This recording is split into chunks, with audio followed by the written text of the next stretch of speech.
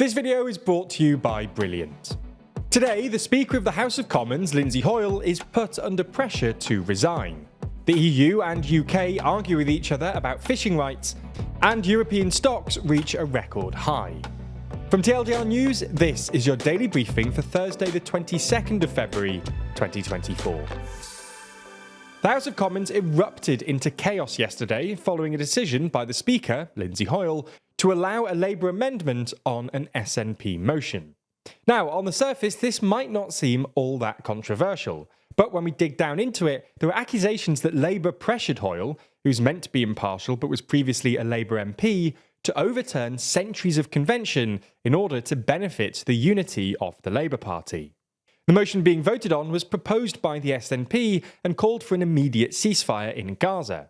The Labour Party wanted to change the wording, instead calling for an immediate humanitarian ceasefire, a subtle but, to them, important difference. Unfortunately for the Labour leadership, they weren't the only ones to suggest amendments. The Conservatives also proposed an amendment to the motion, calling for a humanitarian pause. As this motion was called on an SNP opposition day in the House of Commons, meaning that the SNP get to choose the debate topics, convention dictates that if the government suggests an amendment, it's the only amendment selected. However, this would have posed an issue for the Labour leadership, as they wouldn't want to whip their MPs to vote for the Tory amendment, and if they whip their MPs to abstain on the unamended SNP motion, it could cause ministerial resignations, as some Labour MPs are keen to back any form of motion calling for a ceasefire. By selecting Labour's amendment and breaking convention, the Speaker helped Labour avoid this situation, as Labour MPs could simply back their amendment. However, the SNP and the Tories were livid, accusing the Speaker of playing favourites and not acting impartially. While Hoyle did offer an apology last night for this has not placated everyone. At the time of writing, 53 MPs have said that they no longer have confidence in the Speaker. While there's technically no official mechanism for MPs to oust the Speaker, it is possible that enough MPs call on Hoyle to resign and that this could pressure him to do so. We'll keep you updated on this story in the future as it develops. There's more on the way, but be sure to subscribe and ring the bell to make the daily briefing part of your daily routine, or just search for us on your podcast app to listen along. Denmark and Sweden are calling for Brussels to take action against the UK in a new post-Brexit fishing dispute. It comes after the UK government announced a ban last month on fishing for sand eels on Dogger Bank in the North Sea for environmental reasons.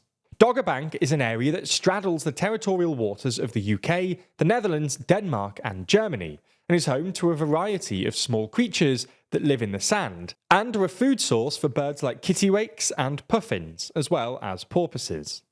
However, Denmark argues that the ban effectively discriminates against Danish boats, which take 99% of the sand eel's catch.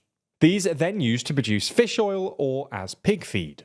Denmark's foreign minister said the ban, which will take effect from next month, would cost Danish fishers €18 million annually and would have a knock-on effect on the processing industry. If the EU decides to act, it could put tariffs on UK exports, but would require a majority of the 27 EU states to agree. The UK government said the ban, which was welcomed by marine conservation groups, was fully compliant with its obligations under the EU-UK Trade Cooperation Agreement. In financial news today, European stocks have hit a record high, helped by a rally in global stocks that also saw Japan's blue-chip Nikkei index hit an all-time high. The Stoxx Europe 600 index climbed 0.9% to 495.71 points on Thursday, topping its previous all-time peak, which it hit in January 2022. This came after Nvidia Core posted eye-popping earnings and a strong sales forecast. The US semiconductor chip company saw its revenue more than triple in the latest quarter, coming in at $22.1 billion, which exceeded expectations. Signs of a resilient global economy have led to hopes that central banks around the world will start cutting interest rates later this year, which would be good news for investors. However, while the US S&P 500 index is already trading around all-time highs, European shares trade at much lower price-to-earnings ratios. One investment expert from Morgan Stanley told Reuters that Europe's stock market is a case of is the glass half full or half empty? Because although the market is back up to near record highs, it still trades at a discount to the US on a variety of measures. On Saturday, it will be the second anniversary since the start of the war in Ukraine, and 2 years after Russia's invasion of Ukraine, the country's excitement to enlist has dwindled. With Russia controlling a quarter of Ukraine and both armies at a stalemate, many Ukrainian men are avoiding conscription. Now, of course, this lack of soldiers is a significant problem for Ukraine. So legislation is being considered to increase potential recruits by lowering the enlistment age from 27 to 25, and to mobilise up to 500,000 more men. But this move is really unpopular. Draft legislation has suggested freezing bank accounts and restricting travel for those who fail to respond to call-up notices. Many Ukrainian men are estimated to be evading the draft at home and abroad. The shortage of new recruits means that frontline soldiers aren't getting enough rest, with some brigades fighting with as few as 25% of their full strength. Critics question whether increased conscription will meaningfully alter the outcome. Whilst Parliament is grappling with how to relieve these men on the front line, the situation has forced officials to ask themselves how far are citizens ready to sacrifice their lives, and if not, are they willing to accept the alternative? Finally today, we end with an interview with Dr. Hannah Neumann, European Parliament Chair of the Delegation for Relations with the Arab Peninsula. And before the outbreak of the war in Gaza, there was a lot of optimism in the region. We were seeing warming ties between Saudi Arabia and Iran, ongoing peace negotiations between Saudi Arabia and the Houthis, and talk of normalization between Saudi Arabia and Israel. Following the war, though, do you think that some of these regional attempts at stability have been scuppered? And if so, do you think things can be turned around? Well, indeed, many of us were quite hopeful to see that the region that for decades has been a place of many wars, of a lot of suffering, where many people had to flee from their homes, would finally come to some kind of peace, or at least less violence. The events of October 7, some see them as in relation with that, because clearly for Hamas, for example, it wouldn't have been a good thing that Saudi Arabia and Israel, for example, have continued with their rapprochement, which might have been one of the reasons of the most recent escalation. At the moment, indeed, it has become much more difficult. And we see Iran and its proxies steering violence at multiple places, with the Houthis in the Red Sea. We look at the role of Hezbollah. We look at the role of militias in Iraq that are close to the Iran. And everyone is quite worried whether it will blow up even further, and putting a lot of attention into trying still to keep it somehow handleable.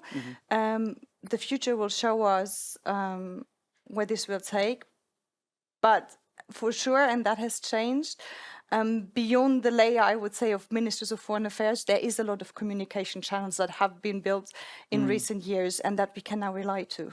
If you want to watch the full interview, the link is in the description below. A lot of stuff we talk about in our videos can often seem pretty complicated, especially when we dive deep into detailed data and economics. But there's a fun and easy way for you to learn more about these topics, which doesn't cost thousands of dollars or take years and years of studying. That's because Brilliant is the best way to learn maths, data science, and computer science interactively. And the fun thing is, it doesn't take long to learn either. These complex topics are broken down into small and accessible chunks, designed around your busy schedule, whatever your skill level. That means that if you spend just a few minutes a day, you can gain new knowledge over time, in an actually fun way. As time goes on, you'll get used to that feeling of learning too, because this isn't just about sitting down and reading. Brilliant teaches you by doing, using active learning to teach you the principles of otherwise quite complex topics, and ensuring you understand what's actually going on. So whether you want to brush up on your basic math skills, improve your employment prospects by learning about future technology, or just have fun with coding, then you can check out everything that Brilliant has to offer for free for 30 days by clicking the link below. Plus, the first 200 of you that sign up will get 20% off Brilliant's premium annual subscription. Thanks for your support.